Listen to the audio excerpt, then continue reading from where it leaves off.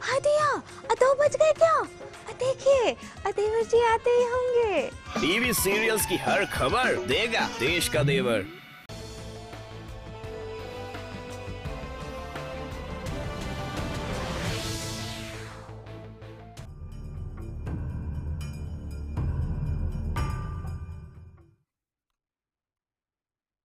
आतंकवाद का चेहरा क्या है?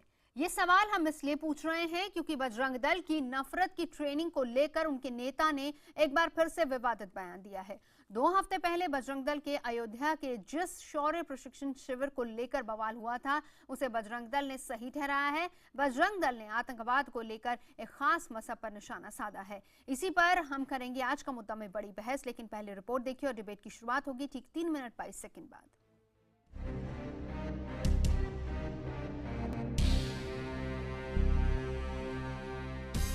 बजरंग दल के ट्रेनिंग कैंप की ये तस्वीरें एक बार फिर चर्चा में हैं और चर्चा की वजह है बजरंग दल के राष्ट्रीय संयोजक राजेश पांडे। राजेश पांडे ने बजरंग दल के शौर्य प्रशिक्षण शिविर को जायज ठहराया है। आइए आपको बताते हैं कि आखिर विवाद है क्या। दरअसल 14 मई को अयोध्या में बजरंग दल ने शौर्य प्रशिक्षण शिविर का आयोजन किया। इस शिविर में बजरंग दल कार्यकर्ताओं को हथियार चलाने की ट्रेनिंग दी गई और आतंकवाद से निपटने के लिए भी तैयार किया गया। मगर विवाद इन तस्वीरों को लेकर था। जिन लोगों को आतंकवादी की शक्ल में दिखाया गया वो दाढ़ी और गोल टोपी में थे, यानी एक खास मजहब के लोगों के गेटअप में आतंकवादियों को दिखाया गया। बजरंग दल ने साफ कहा है कि पूरी दुनिया में आतंकवाद का चेहरा मुसलमान ही हैं। आतंकवाद से कैसे हम लड़ सकते हैं, इसका हम वहां पर प्रदर्शन कर रहे थे। और आतंकवाद का जो चेहरा है, जिस प्रकार से आईएसआई या ऐसे लश्कर तैयबा आतंकवादी संगठनों ने जो आतंकवाद का चेहरा प्रस्तुत किया है, जो वेश प्रस्तुत किया है, उसी वेश को धारण करा करके हम वहां पर प्रशिक्षण दे रहे थे। बजरंग दल की दलील है कि ट्रेनिंग में असली बंदूकें नहीं बल्कि एयर गन का इस्तेमाल किया गया। मगर सवाल यहाँ आतंकियों की शक्ल में एक खास मजहब के लोगों को दिखाने का है। इसके जवाब में बजरंग दल कहता है कि इस तरह की ट्रेनिंग वो पिछले 25 साल से दे रहा है। तब तो किसी को एतराज नहीं हुआ, मगर यूपी विधानसभा चुनाव से पहले इस मुद्दे को जानबूझकर राजनीतिक रंग दिया जा रहा है और बजरंग दल के निशाने पर हैं यूपी के कैबिनेट मंत्री आजम खान। वह आजम खान जो कल भारत माता को डायन कहता था, उसके कहने पर यह गिरफ्तारी हुई है और 2017 के चुनाव को ध्यान में रख करके और एक मजहब विशेष का बोर्ड का ध्रुवीकरण हमारी ओर हो, इसलिए टारगेट करके इस परीक्षण को वह विवादित किया गया। उधर आजम खान से जब बजरंग दल के ट्रेनिंग कैंप के बारे में सवाल पूछा गया तो उन्होंने कहा कि कोई भी राजनीतिक दल धर्म के आधार पर वोटों का ध्रुवीकरण करने की कोशिश न करे। माहौल खराब करने की किसी को जरूरत नहीं है और कोई भी राजनीतिक दल हिंदू मुस्लिम वोट का ध्रुवीकरण करके यूपी का माहौल खराब न करे। गौरतलब है कि यूपी के गवर्नर राम नाईक, बीजेपी सांसद साक्षी महाराज और योगी आदित्यनाथ जैसे नेताओं ने बजरंग दल के इस ट्रेनिंग कैंप का समर्थन किया था। विवाद जब बढ़ा तो पार्टी अध्यक्ष अमित शाह ने कहा कि अगर शौर्य प्रशिक्षण में कुछ भी गैर कानूनी है तो कार्रवाई होनी चाहिए। और अब बीजेपी ने खुद को पूरी तरह से बजरंग दल के मजहबी बयान से अलग कर लिया है। ये निहायत ही असामाजिक है। भारतीय जनता पार्टी इन सब चीज़ों से बिल्कुल सहमत नहीं है। भारतीय जनता पार्टी जाति पाति पंथ संप्रदाय इत्यादि से दूर केवल और केवल विकास की राजनीति में भरोसा रखती है। बजरंग दल और ये लोग देश के अंदर नफरत की राजनीति करना चाहते, नफरत फैलाना चाहते। क्या गांधी का मर्डरर मुसलमान था? क्या इंदिरा गांधी को मारने वाला मुसलमान था? क्या राजीव गांधी को मारने वाला मुसलमान था? आपको बता दें कि इस वीडियो पर IBN 7 की खबर के बाद प्रशासन ने कार्रवाई करते हुए बजरंग दल के खिलाफ केस दर्ज किया था और फैजाबाद और अयोध्या यूनिट के संयोजक महेश मिश्रा को गिरफ्तार भी किया था। इस मुद्दे को राम मंदिर और यूपी चुनाव से पहले वोटों के ध्रुवीकरण से जोड़कर देखा जा रहा है। दिल्ली से विक्रांत यादव के साथ ब्यूरो रिपोर्ट IBN 7। और इसी से जुड़े हम सवाल जो कि आज मुद्दा में हम उठाएंगे। बड़ा सवाल ये कि क्या सरकार को नफरत की ट्रेनिंग कैंप के आयोजन पर सख्त कार्रवाई करनी चाहिए। एक अहम सवाल ये कि क्या एक बार फिर मजहबी बयान देकर बजरंग दल नफरत को बढ़ावा दे रहा है। बड़ा सवाल ये भी कि क्या चुनाव से पहले यूपी में एक बार फिर ध्रुवीकरण का खेल खेला जा रहा है। क्या बजरंग दल को सामने रखकर सियासी रोटियां सेकी जा रही हैं और क्या यूपी चुनाव में तमाम दल वोट बैंक पक्का करने में जुटे हुए हैं। तमाम सवालों के इर्द गिर्द रहेगी हमारी आज की चर्चा। खास मेहमान मौजूद है, परिचय करा देती हूँ। बीजेपी के प्रवक्ता जफर इस्लाम साहब हमारे साथ हैं, कांग्रेस की तरफ से नेता शुजात पूनावाला हमारे साथ मौजूद हैं, समाजवादी पार्टी के नेता सैयद असीम वकार साहब हमारे साथ हैं, आरएसएस विचारक राकेश सिन्हा जी हमारे साथ मौजूद है, वीएचपी के नेता विजय शंकर तिवारी जी हैं, गरीब नवाज फाउंडेशन के अध्यक्ष अंसार रजा हमारे साथ मौजूद हैं। शुरुआत करेंगे विजय शंकर जी आप ही से, ये बताएं, बजरंग दल ये कह रहा है कि मुस्लिम आतंकी हैं। उन्होंने कहा कि क्योंकि आईएसएस और ये तमाम लोग जो है ये आतंक फैला रहे, इसीलिए निशाने पर सिर्फ उनको रखा गया था, वहां पर जो वेशभूषा में थे वो सिर्फ मुस्लिम थे। ये बात उन्होंने मान ली है। नवजोत, अभी इसी सप्ताह आईएसआईएस ने एक वीडियो जारी किया था और उस वीडियो में भारत से कुछ भागे हुए नवयुवक, मुस्लिम नवयुवक जो आईएसआईएस के पास गए थे, उसमें से एक नवयुवक का वीडियो था और उस वीडियो ने भारत को तबाह करने की, भारत को बर्बाद करने की, भारत में कत्लेआम करने की घोषणा भी की है। आप बताइए, वो जो आतंकी था जिसने आईएसआईएस ने वीडियो जारी किया था, उसका जो चेहरा था, क्या उसके पास दाढ़ी थी? ऐसे तो बहुत सारे सवाल आते हैं ना। नहीं, आप हिंदुस्तान की बात कीजिए, बड़े लोग आते हैं, आप ये बताइए। नहीं, संसद पर हमला जिसने किया, क्या उसके दाढ़ी थी? क्या कसाब के दाढ़ी थी? अब इस पर भी बात कीजिए फिर। जो मैं बता रहा हूँ आपको, मैं बता रहा हूँ उसके सर पे लोग चित्र कैसे बनाते हैं। अगर आम पब्लिक जो है वो चित्र कहीं से देख कर बनाती है। आप बताइए कि लखवी जब आते हैं सामने तो उनकी दाढ़ी नहीं होती, उनकी टोपी नहीं होती। अभी मुल्ला मंसूर मारा गया है, अमेरिका ने मारा जाकर के, दाढ़ी थी? आपने मेरे सवाल का जवाब नहीं दिया। फिर हाफिज सईद जो भारत से, आप फिर मेरे सवाल का जवाब दे दीजिए ना विजय शंकर जी। कसाब के कहाँ दाढ़ी थी? दाढ़ी मूछ थी कसाब के? नहीं थी ना। टोपी तो थी ना। कहाँ थी? किसकी? कसाब के दाढ़ी मूछ थी, टोपी थी, बताए। मैं नाम ले रहा हूँ, वो नाम क्यों नहीं? तो जो मैं बता रही हूँ फिर वो भी बताए ना। नवजोत, आप चित्र दिखाइए और फोटो दिखाइए, आप वीडियो दिखाइए आतंकवादियों के। उन आतंकवादियों के जो टोपी है वो सिर पे जरूर है। देखो, एक बात समझिए आप, लोग जो पब्लिक है, जो समाज है, वो अपने दिमाग में एक चित्र बनाती है, देखकर बनाती है, अपने आप गढ़ती नहीं है, बनाती है या बनवाया जाता है, वही बनाया या पब्लिक को दिखाया जाता है, दिखा कर उसको बनाया जाता है कि यही आतंकवादी। मैं तो आपसे कहता हूं, जब आप वीडियो जारी करें, जब आतंकवादियों को वीडियो भारत में जारी करें, तो उनके सिर पर टोपी निकाल कर जारी करें। देखना चित्र बदल जाएगा, लोग आतंकवादियों का चेहरा बदल देंगे। अंसार रजा साहब, राजेश पांडे जो कि राष्ट्रीय संयोजक थे बजरंग दल के हैं, उन्होंने ये कहा कि सभी मुसलमान आतंकी नहीं होते, लेकिन सभी आतंकवादी मुसलमान होते हैं। नवजोत जी, जिस तरह से उन्होंने एक मुसलमान को दाढ़ी टोपी वाले को मारते हुए दिखाया है, जिन साहब का आपने नाम लिया उनके भी तो दाढ़ी है, उनको आतंकवादी कह करके मार गिराते, उन्हें क्यों नहीं चेहरा बनाया गया? उनके चेहरे पे दाढ़ी थी, टोपी रख देते, मुसलमान कहलाने लगते, क्या दिक्कत थी उसमें? विजय शंकर तिवारी जी जो मिसाल दे रहे हैं, विजय शंकर तिवारी जी बैठे, राकेश सिन्हा साहब समझदार आदमी बैठे हैं। मैं एक बात आप लोगों से पूछना चाहता हूं, दोनों लोगों से, कि क्या मोदी जी की सरकार में सारे हिंदुस्तान के मुसलमानों को दहशतगर्द कह दिया जाएगा क्या?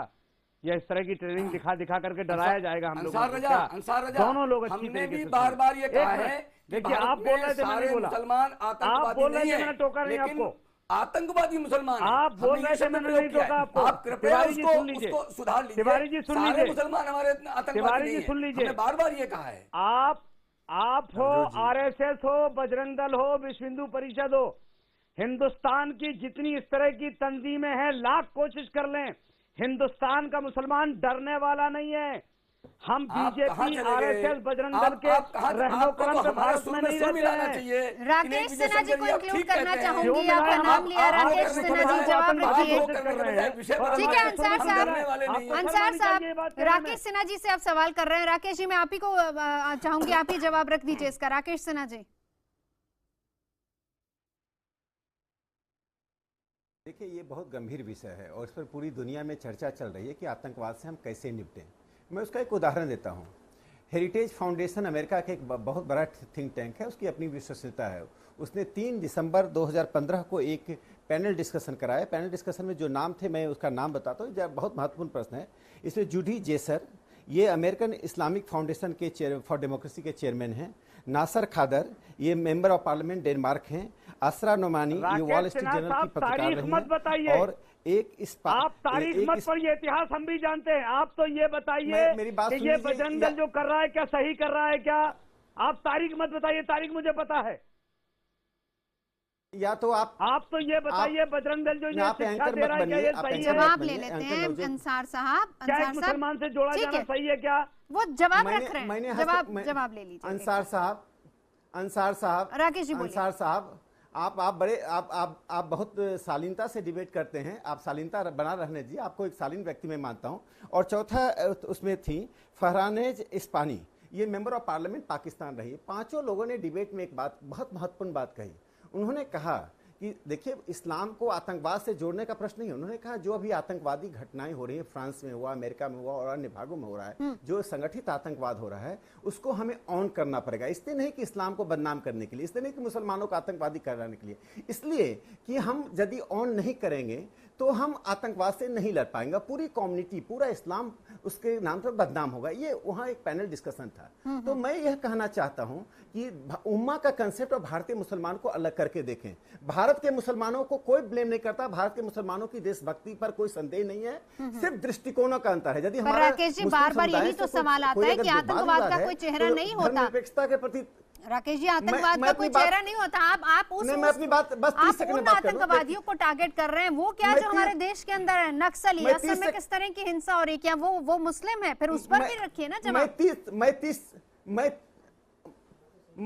मैं एक मिनट में बात पूरी कर लूं, मैं 1 मिनट दीजिए। देखिए, भारत के मुसलमानों की देशभक्ति पर कोई संदेह नहीं है। सिर्फ बात यह है कि आतंकवादियों से लड़ने के लिए जो, जैसे ISIS का मैगजीन इंस्पायर है, इंस्पायर में जो आयतें कुरान से कोट करके लोगों को लुभाया जा रहा है, ये मुस्लिम समुदाय के बीच चुनौती है। वो अपने समुदाय को उस परिस्थिति से बचाएं जहां तक मेरे सवाल का जवाब तो दिया ही नहीं आपने शहजाद। 32 साल से एग्जिस्टेंस में है। और मैं दे रहा हूं ना, मैं दे रहा हूं। राकेश जी, आप पॉइंट पर नहीं आ रहे ना। आप फिर आप टारगेट आपका एक ही, आपने मेरा सवाल का जवाब नहीं दिया कि वो आतंकी नहीं है क्या जो नक्सली है? वो आतंकी नहीं है जो हमारे देश के जवानों को टारगेट कर रहे हैं? आप ये असम में क्या हो रहा है? क्या उल्फा वाले आतंकी नहीं है क्या? उनको हमें नहीं खदेड़ना चाहिए? देखिए, अरे मैं कह रहा हूं कि बजरंग दल ने सामाजिक सेवा का भी संदेश देता है। बजरंग दल अनटचेबिलिटी हटाने की बात करता है, मार्शल ट्रेनिंग देता है। सवाल सिर्फ दाढ़ी टोपी का है। मुझे लगता है कि उसको अवॉइड करना चाहिए। मैं मानता हूं कि अवॉइड करना चाहिए। स्पष्ट नीति रही है कि हम धर्म को आतंकवाद से नहीं जोड़ते हैं। मैं कुछ तथ्यों के साथ बात करूंगा। FBI जो लीडिंग एजेंसी है टेररिज्म के खिलाफ काम करती है अमेरिका की, क्योंकि अमेरिका का जिक्र हुआ है, उन्होंने सर्वे किया अभी 2016 तक, 1980 से लेकर 2016 तक। उन्होंने पाया कि 95% जो आतंकवादी हमले हुए दुनिया भर में, वो नॉन इस्लामिस्ट एक्सट्रीमिस्ट थे। मतलब इस्लाम से उसका कोई लेना देना नहीं था। उसमें उन्होंने जिक्र किया है IRA का और दूसरी संगठनाओं का। क्या वो मुसलमान थे? लॉर्ड्स रिपब्लिकन आर्मी नाम की एक तंजीम अफ्रीका में, उन्होंने आतंक मचा दिया क्रिश्चियनिटी के नाम पे। क्या उसके बेसिस पे आप कहेंगे पूरा क्रिश्चियन रिलीजन आतंकवाद को सपोर्ट करता है?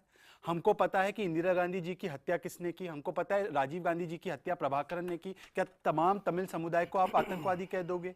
और नक्सली हर साल भारत में ज्यादा लोगों को मारते। यहां तक राजनाथ सिंह चिदम्बरम जी ने एक ही बात कॉमन में कही है कि नक्सलिज्म भारत का सबसे बड़ा थ्रेट है। तो क्या नक्सली के जो धर्म है, क्या उसके धर्म को आप टेररिज्म का धर्म मान लोगे क्या?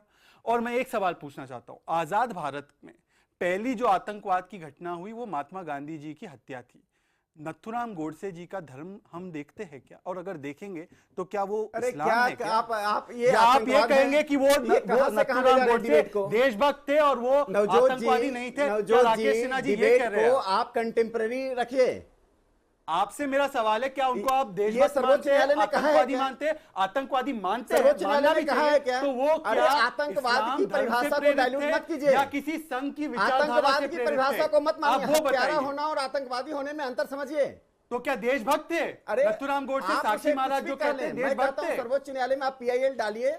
और अरे साहब, राकेश सिन्हा साहब, अपनी अंतरात्मा की आवाज को भी कभी टटोलिए। गांधी के हत्यारे को अगर आप आतंकवादी नहीं मानते हो इस देश में, तो किसको मानते हो? एक मुस्लिम महिला को मुंबई में घर नहीं मिला था। अरे आपने अटका हुआ है, आप मुस्लिम महिला मुंबई की बात करते हो।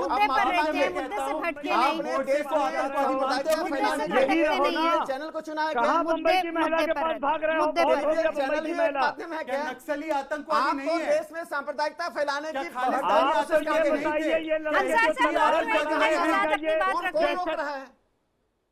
अंसार साहब रुकिए एक आप मिनट। बजरंग दल के बारे में जानते क्या हैं? आप बजरंग दल के बारे में जानते क्या हैं? गोड से आतंकवादी इनका धर्म क्या था? हर धर्म हिंदू मुस्लिम सिख ईसाई सबके लिए हुआ प्रेरित हो रहा है। क्या ये तथ्य है? 95% जो बताया गया FBI द्वारा उसको आप नहीं मानते? आप किस चीज को मानते हैं? क्या हिटलर ने जूस को मारा? 60 लाख यहूदियों को हिटलर ने मारा, तो क्या हिटलर के धर्म को आप उसके लिए जिम्मेदार मानते हैं? लौट रहे एक मिनट आपके पास। धर्म और आतंकवाद को मत जोड़िए, ये मेरी आपसे विनती है। हाँ, ये कह सकते हो कि बिल्कुल राकेश जी बोलिए, बोलिए राकेश जी। एक्सट्रीमिज्म की विचारधारा पर धर्म से ना जोड़िए। शहजादे एक बार उनकी बात सुन लेते हैं। राकेश जी, राकेश जी बोलिए, राकेश जी बोलिए। देखिए इसमें दुनिया में एक डिबेट चल रहा है। फ्रांस के राष्ट्रपति ने अमेरिका के वाशिंगटन में जो न्यूक्लियर समिट था उसमें उन्होंने इस्लामिक टेररिज्म का उपयोग किया। ओबामा ने उसको ऑब्जेक्ट किया। तो पूरी दुनिया इस पर एक डिबेट कर रही है। मैं नहीं, किसी धर्म को जोड़ने का सवाल नहीं उठता है। सवाल उठता है यदि इस टेररिज्म से लड़ना है तो वो 90% के आंकड़े से नहीं चलेगा। जो ऑर्गेनाइज्ड और रिपीटेड अटैक हो रहे हैं, लेट का हो चाहे दुनिया पर मुसलमान है जो टोपी और दाढ़ी पहन सकते हैं। ISIS से कोई संबंध नहीं है। तो मतलब कल कोई बाबा, अगर कोई बाबा या कोई बाबा जैसा फ्रॉड करता है तो सभी बाबाओं को आतंकवादी नहीं हो जाता है। मैं इनसे ये पूछना चाहता हूँ, हम आतंकवाद से लड़ना चाहते हैं और आतंकवाद से लड़ने के लिए आपको रास्ता दिखा रहे हैं। तो सभी टेररिज्म का जड़ कहाँ है? असीम वकार साहब, पानी कहाँ से ठीक मिल है। रहा है? राकेश सिन्हा जी रुकिए। अंसार साहब लौटूंगे आपके पास। असीम साहब बोलिए। असीम वकार साहब बोलेंगे। नहीं अंसार साहब मैं लौटूं आपके पास, रिक्वेस्ट कर रही हूँ। असीम वकार साहब बहुत देर से इंतजार कर रहे हैं, एक बार उनको बोलने दीजिए, वो अपनी बात रख ले। 1 घंटा है हमारे पास, आप रखिएगा अपनी बात। असीम वकार साहब बोलेंगे सिर्फ। अंसार साहब रिक्वेस्ट है, रुकिए जरा। वकार साहब बोलिए। हाँ वकार साहब। मैं राकेश सिन्हा जी और विजय शंकर तिवारी जी जो हमारे काबिल दोस्त बैठे हैं, इन दोनों से ये पूछना चाहता हूं कि दुनिया भर के इतिहास को छोड़कर अगर आपको अपने घर के इतिहास के बारे में, अपने भाइयों के बारे में नहीं पता है तो इसको मैं समझता हूं अकल का अंधा कहना ज़्यादा बेहतर होगा। मैं आपके सामने, आपने कहा कि सारे मुसलमान आतंकवादी नहीं होते, लेकिन जो पकड़े जाते हैं या जो होते हैं वो अब मुसलमान ही होते हैं आतंकवादी। मैं आपके सामने कुछ नाम ले रहा हूँ। National liberation council of Taniland, united liberation front of Assam, national democratic front of Bodoland, कबरी Longri NC hills liberation front, united people's democratic solidarity, Dima Halam Daogah, Kamatapur liberation organisation. सुन लीजिए सर, सुन लीजिए सर, सुन लीजिए मेरी बात। मैं 15 मिनट से सुन रहा हूँ आप लोग को। Babbar Khalsa, Bhindranwala tiger force, Khalistan commando force, Dashmesh regiment, international Sikh youth federation. मैं ये वो नाम ले रहा हूँ जिनको भारत सरकार ने आतंकवादी संगठन घोषित करके प्रतिबंध लगाया है। मेरे पास है, अपनी तरफ से नहीं ले रहा हूँ, मेरे पास इंटरनेट में है, इसलिए मैं कह रहा हूँ। सुन लीजिए सर, बुझा लीजिए। Khalistan liberation force, Khalistan liberation army, sir सुन लीजिए, Khalistan national army, Khalistan guerrilla force. Waqar sahab कहना क्या चाह रहे हैं? पॉइंट पर आ जाइए। ठीक है, हमने सुन लिया। आपने कहा कि ये तमाम ऐसे संगठन हैं जिनको भारत सरकार ने बैन किया हुआ है। पॉइंट पर आ जाइए, क्या कहना चाह रहे हैं आप इस पर? सब कुछ तो मैंने कह दिया कि साहब, हिंदुस्तान सरकार की लिस्ट में 65 ऐसे ऑर्गेनाइजेशन हैं जिनके ऊपर प्रतिबंध लगा है, जिनको आतंकवादी संगठन माना जाता है। उन 65 जो ऑर्गेनाइजेशन है उनमें से 52 ऑर्गेनाइजेशन है जो मुस्लिम ऑर्गेनाइजेशन है। तो अब मैं इन काबिल दोस्तों से पूछ रहा हूं कि 52 ऑर्गेनाइजेशन नॉन मुस्लिम ऑर्गेनाइजेशन है, तो अब ये जो नॉन मुस्लिम ऑर्गेनाइजेशन 52 है, नॉन मुस्लिम ऑर्गेनाइजेशन पर क्या जवाब होगा? राकेश सिन्हा जी, विजय शंकर जी आपसे जानूंगी। जफर साहब भी इंतजार कर रहे हैं। जफर साहब लौटूंगी, माफी चाहूंगी, अभी आपके पास नहीं आ पाई हूँ। बहस हम कर रहे हैं कि आतंकवाद का चेहरा क्या है। बजरंग दल के प्रशिक्षण शिविर में जिस तरीके से हाथों में बंदूक के लिए टारगेट किया गया उन लोगों को, और वो लोग जो थे जिनको टारगेट किया गया उनके सर पर स्कल कैप लगी हुई थी, दाढ़ी भरी हुई थी, यानी कि एक विशेष धर्म के चेहरे को दिखाने की कोशिश की गई। सवाल हमारे यही है कि क्या आतंकवाद का कोई धर्म होता है, क्या आतंकवाद का कोई चेहरा होता है? और प्रशिक्षण शिविर के जो आयोजक थे वो भी इसको सही ठहराने में लगे हुए हैं। विजय शंकर जी, मैं आपसे जानना चाहूंगी, वकार साहब ने बहुत अच्छे से तरीके से समझाया कि कितने ऐसे संगठन हैं हिंदुस्तान में जिनको खुद सरकार ने बैन किया हुआ है, लेकिन वो मुस्लिम नहीं है, उनमें उनका किसी भी मुस्लिम धर्म से खास तौर पर ताल्लुक नहीं है। अब आप क्या कहेंगे, बताएं। आप तो ये कह रहे हैं कि आतंकवाद से निपटने की कोशिश है, उसकी तैयारी हो रही है, तो क्या आतंकवादी चेहरा एक ही है? मैं आपको बिल्कुल आपने जो बताया है मैं उसी पर आता हूँ। एक बात तो कुछ अंसार रजा ने भी बोला था और कुछ हमारे मित्र शाहजाद पुणे वाले ने बोला था। एक तो एक समझ में आना चाहिए कि हर हत्या आतंकवाद नहीं होता है। एक व्यक्ति कोई हत्या करके हत्यारा बन सकता है, लेकिन आतंकवादी कोई उसको ठहराता नहीं है, हत्यारा कह सकता है वो। आप आतंक कहते हैं कि एक बड़े पैमाने पर आतंक, यानी अपनी बात कहने के लिए भी लोगों को ऐसा माहौल खड़ा कर दिया जाए कि आदमी अपनी बात तक न कह पाए, इस आतंक के साए में जिए। मैं 2-3 उदाहरण देता हूँ। सलमान रुश्दी तो मुसलमान ही हैं, उन्होंने एक पुस्तक लिखी। मेरी सवाल का जवाब दीजिए ना पहले। आप फिर वही बात घुमा रहे हैं। यही बात राकेश जी ने भी सवाल का जवाब नहीं दिया। पॉइंट पर आइए ना। मुजफ्फर साहब भी इंतजार कर रहे हैं मुझे जवाब। एक मिनट में 1 मिनट बहुत लंबा है, 30 सेकंड में दीजिए जवाब। सलमान अंसार साहब लौट लीजिए। एक बात सुनिए, पर फतवा जारी होगा। कमलेश तिवारी ने एक बयान दिया, मालदा में 2.5 लाख लोग इकट्ठा हो जाते हैं, ये आतंकवाद है। तो भाई आप हमारे सवाल का जवाब दीजिए ना। इसीलिए आतंकवाद विजय शंकर जी क्यों सरकार ने बैन किया, फिर ये बताएं। इनके पास जवाब नहीं है। वर्तमान में लोग बनाते हैं, वर्तमान में बनाते हैं। क्यों सरकार ने उन संगठनों को बैन किया? फिर देखो, ये पब्लिक जो पब्लिक है ना जी, पब्लिक कोई चित्र बनाती है, वर्तमान को बनाती है। ये सरकार ने नहीं बनाया। यानी सरकार ने जो किया गलत किया। फिर मान लिया जाए सरकार गलत कर रही है अगर उन पर बैन लगा रही है। मैं कह रहा हूँ चित्र पब्लिक बनाती है तो वर्तमान में आपकी जगह विजय शंकर जी आपकी बात बिल्कुल हजम नहीं हो रही है। जो भी आप बोल रहे हैं ऐसा है कि जब होना जो सत्य है, जो सच्ची बात है, वो मैं बोल रहा हूँ। सुन लीजिए क्या कह रहे हैं वकार साहब। नवजोत जी बोलिए। नवजोत जी, मैंने कहा ये जाहिल लोग हैं, ये पूरे। अरे जाहिल कौन है? अरे वकार साहब, जाहिल कौन है? जाहिल वो जो 2.5 लाख लोग इकट्ठा होने के बाद उनका समर्थन करते हैं। जाहिल वो जो सलमान रुश्दी के खिलाफ फतवा जारी कर देते हैं। जाहिल वो जो तस्लीमा नसरीन को भारत में रहने के लिए अभी भी सवाल का जवाब नहीं दे रहे हैं। सवाल का जवाब नहीं दे रहे हैं। अंसार साहब हमदर्द हमारा भगा हुआ जाहिल किसको कह रहे हैं? सारा देश जाहिल को नहीं जानता है। जाहिल वो जो व्यक्ति की आजादी छीन लेता है, वो जाहिल। वो जाहिल कितनी औकात है और कितने बड़े देशभक्त हैं आप। नहीं, औकात की बात क्या करते हैं? हमारी औकात आपको पता लगा, हमारी औकात पता करना है। आप मुजफ्फरनगर चले जाइए, औकात पता चल जाएगा। जब मुजफ्फरनगर घूम जाइए, औकात पता चल जाएगा। हाँ बोलिए बोलिए। कर रहे हैं आप। वकार साहब आपकी आवाज में कुछ प्रॉब्लम आ रही है, हम ठीक करवा रहे हैं अभी। जफर इस्लाम साहब मैं आपके पास आना चाहूंगी। अंसार साहब लौटती हूँ, एक मिनट लौटती हूँ। जफर इस्लाम साहब मैं आपके पास आना चाहूंगी।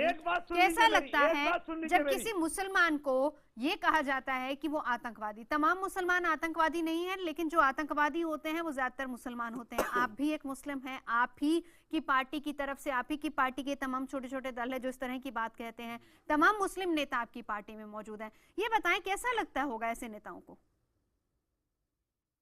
देखिए, मैं तो नवजोत जी पहले क्लियर करना चाहता हूं कि हमारी पार्टी का स्टैंड क्या है। इस पे हमारी पार्टी का बहुत क्लियर स्टैंड है। अगर आप 23 मई को हमारे गृह मंत्री ने श्री राजनाथ सिंह जी ने जो कहा है कि हिंदुस्तान का मुसलमान सब बहुत नेशनलिस्ट है, यहाँ आतंकवाद किसी तरह भी नहीं बढ़ा, इसके सिर्फ मूल कारण है। बाकी दुनिया के कई कंट्रीज। गृह मंत्री की सुनता कौन है? अंसार साहब जब आप बोल रहे थे तो बीच में नहीं बोले, इसलिए उनको बोलने दीजिए। उनकी बारी आई है, फिर आपसे जवाब लूंगी।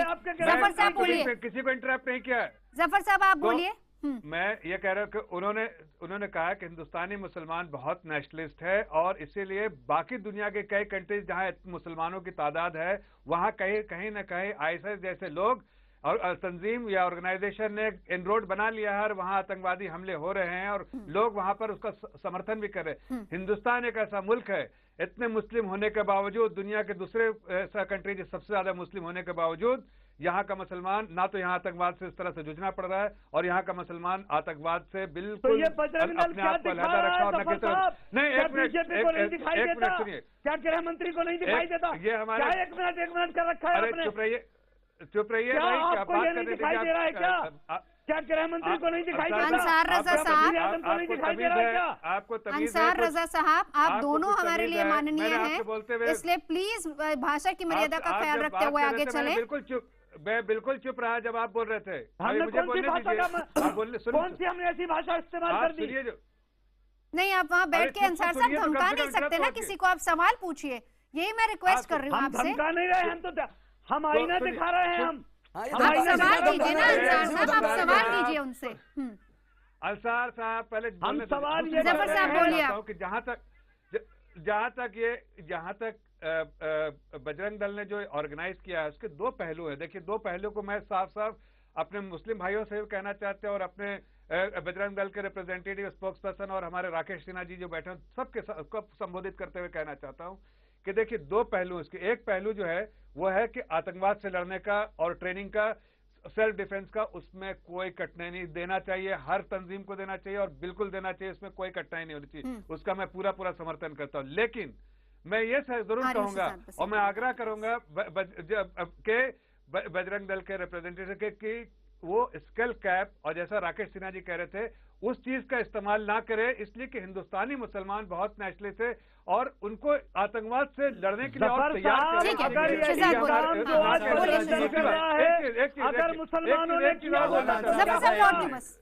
चीज बला साहब चुप रहिए, पहले पूरी कंप्लीट करने दीजिए। तीसरी बात मैं कहना चाहता हूँ, देखिए, अगर कब तक कंप्लीट करेंगे आप? कहीं भी अनलॉफुल कुछ हुआ तो हमारे राष्ट्रीय अध्यक्ष जी ने कहा है कि अगर कुछ भी अनलॉफुल हुआ है आपको दिखाई तो नहीं दे रहा है क्या? गवर्नमेंट एक्शन लेगी। अगर का क्या मतलब है भाई? जो भी इसमें दिखाई नहीं दे रहा आपको क्या? कितने अंसार साहब, आपको थोड़ी तमीज तो होनी चाहिए, किस तरह से बात करते हैं। मैं इतने शराफत से आपसे मुखातिब हो रहा हूँ। आप जब बात कर रहे थे मैंने आपको बिल्कुल तमीज से, आप जब हमारे बारी आई है, हमारी बारी है, हमें बोलने मैं लौटती हूँ आपके पास। मैं मतलब समझ गई आपका क्या कहना। हमने सुना अमित शाह जी ने भी जो कुछ कहा था उस दिन। जफर साहब ने 3 चीजों का उल्लेख किया है, तीनों चीजों पे मैं एक सवाल पूछना चाहता हूँ। उन्होंने कहा कि सेल्फ डिफेंस देना चाहिए, उसमें कोई बुराई नहीं है। मैं उनसे ये पूछना चाहता हूँ आदरपूर्वक कि अगर हम लोग सारी तंजीमें इस तरीके से सेल्फ डिफेंस देने लगे, मतलब कि हमें देश की सुरक्षा एजेंसियों पे, देश के गृह मंत्रालय पे भरोसा नहीं रहा कि हमें अपनी इंडिविजुअल तालिबान खड़ी करनी है। यहाँ पे एक सवाल ये पैदा होता है कि क्या आपको भरोसा नहीं है आर्मी पुलिस पर? दूसरा सवाल मेरा ये है कि जो आपने, अब ये आप मानते हैं कि मुसलमान को दिखाना आतंकवादी गलत था। जफर साहब खुद एक मुसलमान है, मैं भी हूं, हम जानते हैं गलत है। ये 153A आईपीसी के तहत ये कानूनी उल्लंघन है कि एक धर्म को दूसरे धर्म से भिड़ाना, ये कानूनी उल्लंघन है। स्टेट गवर्नमेंट को तो एक्शन करना है, पर अगर स्टेट गवर्नमेंट नहीं करती है तो केंद्र की सरकार का क्या रुख है? और कानून का निजाम, रूल ऑफ लॉ जो होता है कि मैं जाके मैं बंदूक उठा के लोगों को मारना शुरू करूं, ये हमारे कानून नहीं है, ये कानून के निजाम को चुनौती है। इस पर पहले भी मेरठ मुजफ्फरनगर में ऐसी ट्रेनिंग कैंप हुई है। आज तक राजनाथ जी ने मेरी याचिका पर क्यों कार्रवाई नहीं की? मैंने उनको लिखा है कि ये कानून के निजाम के खिलाफ, एनएसए एक्ट के खिलाफ, यूएपीए एक्ट के खिलाफ आपने क्या किया है? आपने IBN 7 पर मेरे साथ डिबेट करते हुए क्या कहा था? आपने IBN 7 पर मेरे साथ डिबेट करते हुए जो बकार साहब नहीं कहे, जो बाकी लोगों ने नहीं कहा, आपने कहा था एक मुस्लिम महिला को घर इसलिए नहीं मिला कि मुस्लिम थी, बाद में गलत साबित हुआ कि इसी चैनल पर क्या साहब ऐसे है। इस पे मैं एक बार रिकॉर्ड क्लियर कर देना चाहता हूँ। राकेश सिन्हा जी, अगर मैंने उस केस में झूठ बोला है, मैं आपको कह रहा हूँ, मुझे आप बुक कीजिए, मुंबई में आपकी पुलिस है, इस मामले को रफा दफा कीजिए। बार बार इसी मुद्दे पर आप एक ब्रोकन रेडियो की तरह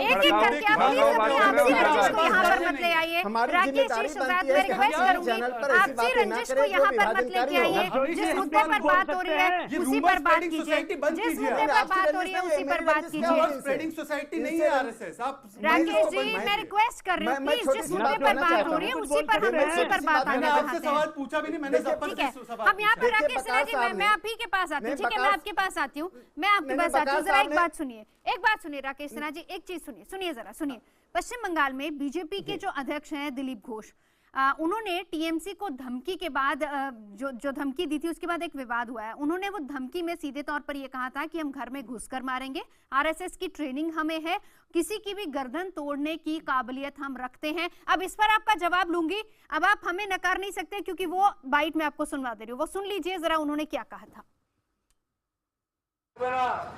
জল বন্ধ করব, তারপরে বিদ্যুৎ বন্ধ করব, তারপরে বাড়ির দরজা বন্ধ করে খুব গেলাবো। আমরাও করতে পারি। অর্ধেক লোক আরএসএস এর ট্রেনিং করা আছে এখানে, খালি হাতে 2-3টা ঘাড় মোছড়ে দাও আমার কাছে কোনো ব্যাপার না। राकेश सिन्हा जी, सवाल इसीलिए उठते हैं। अब देखिए, अब उन्होंने खुद उस मंच पर खड़े होकर कहा कि हमारे पास आरएसएस की ट्रेनिंग हासिल है। अब बताएं, अब इसको क्या जस्टिफाई करेंगे आप?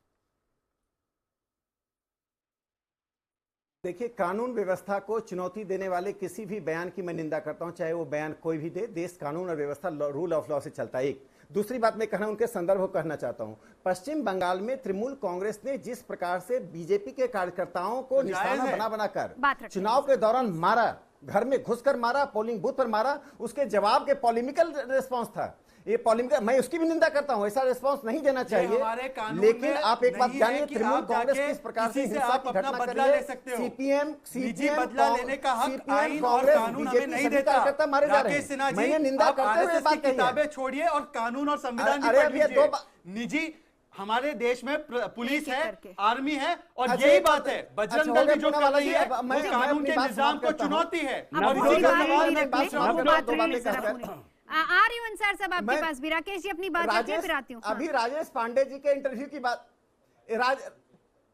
राजेश पांडे जी के इंटरव्यू की बात चल रही थी, मैं उसमें एक बात कहना चाहता हूं। देखिए, राजेश पांडे जी ने एलईटी और आईएसआईएस की बात कही, उन्होंने भारतीय मुसलमानों की बात नहीं कही। इस बात से मैं सहमत हूं कि किसी भी ऐसी चीज का उपयोग नहीं करना चाहिए जिससे हमारे भारत के मुसलमान आहत हों।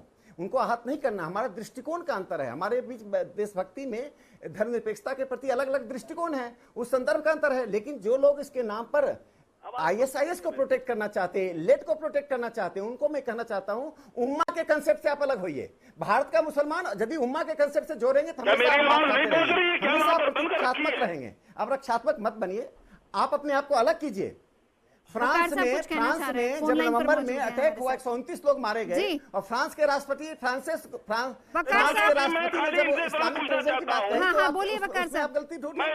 पूरे देश में इस्लामिक टेररिज्म एक यथार्थ बनता जा रहा है। उस यथार्थ से लड़ने के लिए हमें सत्य को स्वीकार करना पड़ेगा। जो मैंने संगठनों के नाम गिनाए थे अभी नॉर्थ ईस्ट में, बजरंग दल अगर इतना बड़ा देशभक्त है और राकेश सिन्हा जी इतने बड़े देशभक्त हैं, तो ये बजरंग दल को लेकर नॉर्थ ईस्ट में जाएं और बोडोलैंड के खिलाफ इसी तरह की ड्रिल करें और वहां उल्फा के खिलाफ काम करें। आप सुन लीजिए उनसे, आप सुन लीजिए बकार साहब, सुन लीजिए देशभक्ति, बकार साहब सुन लीजिए मेरा उत्तर। आप उत्तर राकेश सिन्हा जी, इसका जवाब देंगे। आतंकवाद का चेहरा क्या कोई होता है, नहीं, इसी पर कर रहे चर्चा। जफर इस्लाम साहब, मैं आखिरी सवाल एक आपसे करना चाहूंगी। आपने ये बात कबूल की, आपने बात माना कि ठीक है, अगर इस तरह से कोई ट्रेनिंग कैंप्स चल रहे हैं या किसी की भावना आहत हो रही है तो वो नहीं होनी चाहिए। लेकिन ये बताएं, हर बार ऐसा क्यों होता है कि मुस्लिम्स को टारगेट किया जाता है, और हर बार जब भी नफरत फैलाने की बात होती है एक सॉफ्ट टारगेट होते हैं मुस्लिम, क्यों? इसमें आपको गौर फिक्र करना पड़ेगा, और ये बड़ा दुर्भाग्यपूर्ण है हिंदुस्तानी मुसलमानों के लिए। देखिए, जिससे आतंकवाद को किसी तरह से भी हिंदुस्तानी मुसलमानों से नहीं जोड़ना चाहिए, इसकी वजह यह है। लेकिन मुस्लिम समाज ग्लोबली अगर देखिए तो कहीं ना कहीं आतंकवाद से जूझ रहा है, और उसकी जो एक तरह की जो इमेज है पूरे दुनिया में दिखाई जाती है। अब जैसे फॉर इंस्टेंस आप देखिए, एक छोटी सी बात बोल रहे हैं कि ट्रम्प जो है वो मुस्लिम समाज को टारगेट कर रहे हैं। ये बड़ी बेतुकी बात है कि ट्रम्प जैसे अमेरिका जैसे सिविलाइज्ड सोसाइटी में एक बहुत ही बेहुदा बात कह रहे हैं। जफर साहब, यहाँ बजरंग दल हमें टारगेट कर रही है, आप ट्रम्प की बात कर रहे हैं। चुप भी रहिए आप, एक आदमी बोलने दीजिए। आप बोलने नहीं देते आप किसी को भी। क्या बोलने दे हम आपको? आप बोलते हैं, सब लोग चुप रहिए। उसकी आप की बात करने जा रहे हैं। जफर भाई, नहीं, एक मिनट जफर भाई, आपने ट्रम्प का जिक्र क्योंकि किया है, मैं आपसे चाहता हूं कि साक्षी महाराज योगी आदित्यनाथ जो आपकी पार्टी के ट्रम्प है, जो कहते हैं कि मदरसे में आतंकवाद पलता है, जो कहते हैं अलीगढ़ मुस्लिम यूनिवर्सिटी में आतंकवाद पलता है, आप अपने ट्रम्प के खिलाफ क्या एक्शन लोगे वो हमें बता दीजिए। एक मिनट, आपको साक्षी महाराज के प्रोग्राम कभी अटेंड किया है? जितने मुस्लिम आते हैं नवजोत जी, अंसार रजा भी उतने मुस्लिम को अंसार रजा भी नहीं बुला सकते उतने चलिए मुस्लिम ठीक है, को। ये जान बहुत लीजिए। शुक्रिया, आपको बहुत शुक्रिया हकीकत तमाम नहीं खास मालूम है। मेहमानों का। बहस बहुत शुक्रिया तमाम खास मेहमानों का। मुद्दा में अभी के लिए इतना ही। बात हो रही थी कि क्या आतंकवाद का कोई चेहरा होता है। हालांकि ये बात जफर साहब मान रहे हैं कि कोई चेहरा नहीं होता। पार्टी और सरकार इसको बिल्कुल समर्थन नहीं करती है, यानी सोच बदलने की जरूरत है हिंदुस्तान में।